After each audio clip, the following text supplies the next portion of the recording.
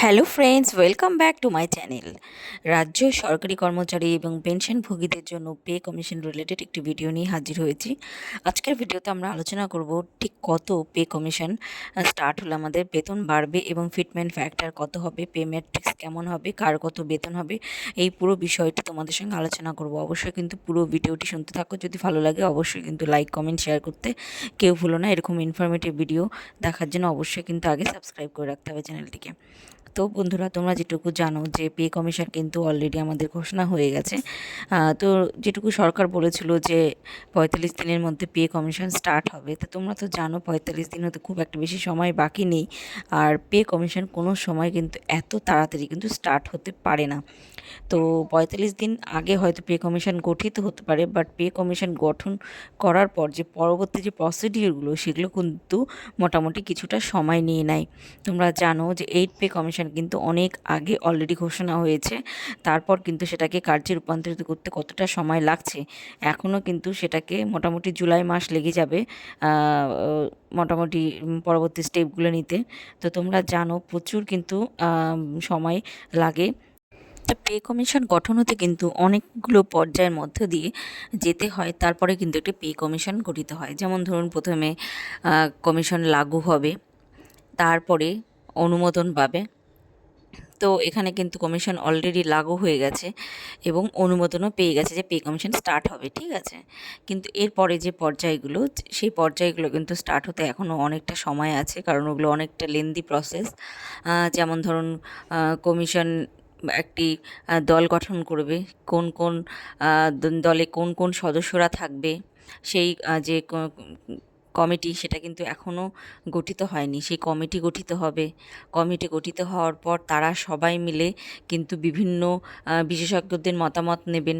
সবার কাছে মতামত নিয়ে, অর্থ দপ্তরের কাছ থেকে মতামত নিয়ে একটি কিন্তু খসড়া রচনা করবেন, মানে ধরো একটি প্রস্তাব রাখবেন। সেটা কিন্তু ফাইনাল না, সেটা রাখবেন।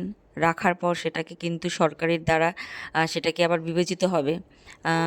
কারণ হচ্ছে সেটা অর্থমন্ত্রকের দ্বারা স্পেশালি যে কোনো দেশের অর্থনীতিতে সেটা প্রভাব বিস্তার করছে কিনা বা রাজ্যের অর্থনীতিতে প্রভাব বিস্তার করছে কিনা, তো সেই বিষয়টা চেকিং হবে, মানে সেই বিষয়টা দেখা হবে। সেটা হয়ে গেলে তারপর কিন্তু সেটা ফাইনালি আমাদের মুখ্যমন্ত্রীর অনুমোদন নেবে, মানে ফাইনাল যে কী বলবো, ফাইনাল যে টাচটা সেটা মুখ্যমন্ত্রী দেবেন, যেটা করা যাবে। হয়ে গেল। ওই প্রসেসটা হওয়ার পরে কিন্তু আমাদের কিন্তু যে পে কমিশন অর্থ দপ্তরের দ্বারা একটি বিজ্ঞপ্তি জারি হবে যে এখন পে কমিশন স্টার্ট হয়ে যাবে, মানে ফাইনালি অফিসিয়ালি যে বিজ্ঞপ্তি সেটা স্টার্ট হবে। হয়ে যাওয়ার পরে কিন্তু আমাদের সেটা বেতন আকারে তার পরবর্তী সময়ে আসে। তো এই প্রসেসটা আমি একটু সংক্ষেপে ফটাফট নিজের মতন করে গুছিয়ে বললাম এটা। তো তোমরা জানো যে এইভাবে একটি পে কমিশন গঠিত হয়। তো যেহেতু এতগুলো স্টেপের মধ্যে দিয়ে যেতে হবে, তো অনেকটা লেন্দি প্রসেস।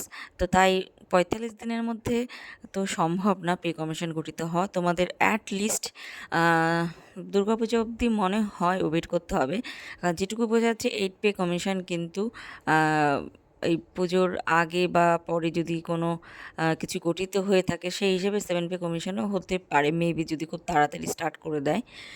তো 45 দিনের মধ্যে কিন্তু যে একটা কথার উঠেছে সেটা কিন্তু সম্ভব হবে না, কারণ এটা কিন্তু তোমরা নিজেরাই বুঝতে পারছো যে এতগুলো কাজ বাকি আছে, এইভাবে একটা পে কমিশন স্টার্ট হয়।